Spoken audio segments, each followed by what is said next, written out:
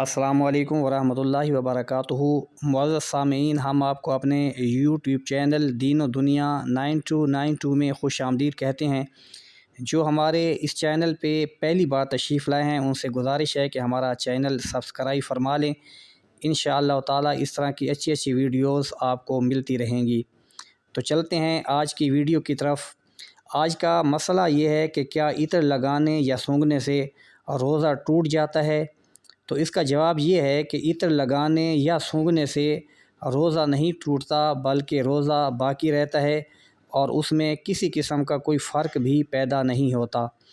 البتہ اتنا ضرور ہے کہ اگر کسی جگہ بتی سلگ رہی ہو اور کوئی شخص وہاں جا کر اپنے ارادے کے ساتھ اس اگربتی کا دھواں اپنے حلق میں لے لے اور وہ اس کے حلق میں چلا جائے تو پھر اس کا روزہ ٹوٹ جائے گا۔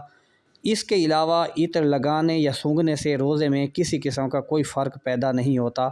اللہ تعالی ہمیں دین پاک کو سیکھنے اور اس پر عمل کرنے کی توفیق عطا فرمائے۔ آمین ثم آمین۔